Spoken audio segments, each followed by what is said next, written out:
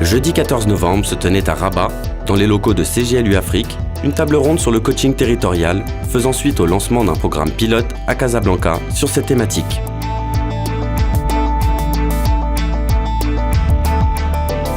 Ce programme pilote avait entre autres appliqué l'approche du coaching territorial dans le cadre d'un projet de relocalisation des marchands ambulants à Salé.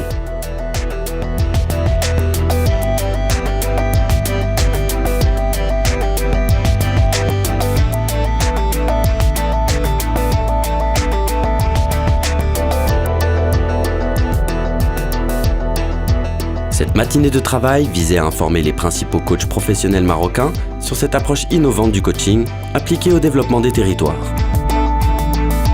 La séance de travail a commencé par une intervention de M. Jean-Pierre Elongambassi, secrétaire général de CGLU Afrique. Nous avons été interpellés également par des problématiques, vendeurs à la sauvette ici, tourisme solidaire là, pour que on réussisse à faire en sorte que la collectivité locale, c'est-à-dire les présidents des communes et leurs conseils soient au cœur de cette nouvelle façon de gérer les affaires au niveau local. Cette table ronde était animée par Chantal van der Vorst, directrice de l'Institut de neurocognitivisme de Bruxelles. Madame van der Vorst est à l'origine d'une approche innovante du coaching territorial, intégrant des éléments de l'approche neurocognitive et comportementale. L'Institut de neurocognitivisme, c'est un institut de formation, d'accompagnement et de coaching.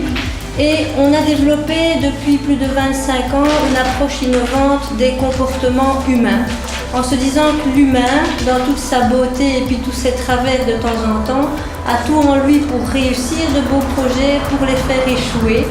Et donc notre démarche, si vous voulez, c'est d'aller au cœur de l'humain en utilisant les neurosciences, donc entre autres le fonctionnement de notre cerveau. Alors la finalité, c'est de mieux être, mieux vivre et mieux travailler. Et le lien avec le coaching territorial, c'est que la démarche de coaching permet aussi de révéler le potentiel de chacun. Donc en alliant les deux, on aura une approche extrêmement efficace et durable. Cette matinée de travail a fait la part belle aux échanges entre les participants qui ont réfléchi ensemble sur les fondamentaux du coaching territorial. Et on va commencer par le premier groupe. Alors moi je vais tenter de structurer, peut-être maintenant, peut-être plus tard, ça dépend de ce qui sortira.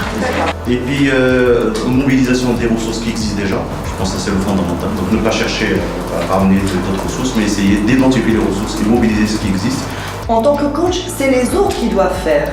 On doit les accompagner à découvrir leurs capacités. Et puis il faut travailler sur l'identification, pas uniquement l'identification du territoire, mais l'identification de la personne par rapport à ce territoire. Certains des coachs professionnels présents avaient bénéficié d'une formation au coaching territorial associée à l'approche neurocognitive et comportementale, tandis que d'autres découvraient les spécificités de cette approche. Une matinée de travail qui a donc permis aux coachs présents de développer leur connaissance du coaching territorial et de former le noyau dur d'une équipe destinée à rayonner sur le Maroc au service du développement des collectivités territoriales du Royaume.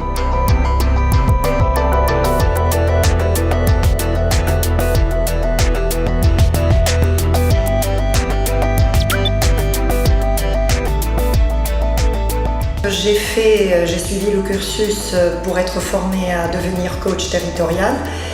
Donc il y a eu cette approche grâce à l'INC, donc à l'Institut neurocognitiviste, qui a pu m'apporter, m'outiller encore plus en termes de connaissances. Que dans tout processus de coaching territorial, il y a un traitement, une interaction qui va se créer entre le coach dans un territoire bien déterminé, avec une population cible de ce territoire, pour essayer de les accompagner, de dynamiser leur potentialité, pour les amener à une transformation, à un changement et surtout au meilleur d'eux-mêmes, à donner le meilleur d'eux-mêmes.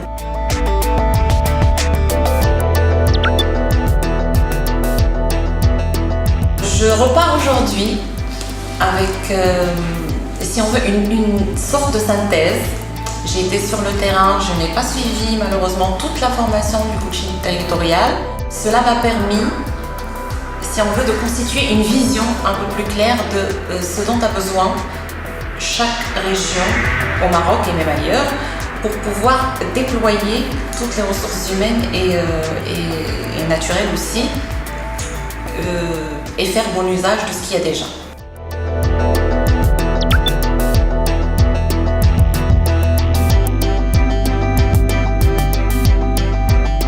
Alors ce projet fabuleux est extrêmement prometteur, est extrêmement novateur aussi. Et donc on a vraiment décidé d'entrer dans une démarche de partenariat dont l'INC s'associe. Donc l'INC s'associe vraiment activement à ce projet pour en faire une réussite globale dans laquelle tout le monde sera impliqué.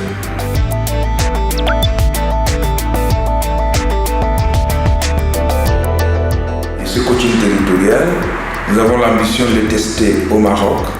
Nous l'avons déjà testé dans 4 localités avec des résultats très prometteurs. Et nous avons l'intention également au vu des résultats que nous aurons obtenus au Maroc, de l'étendre sur le continent africain, parce que la problématique de la décentralisation est la même pratiquement dans tous les pays africains.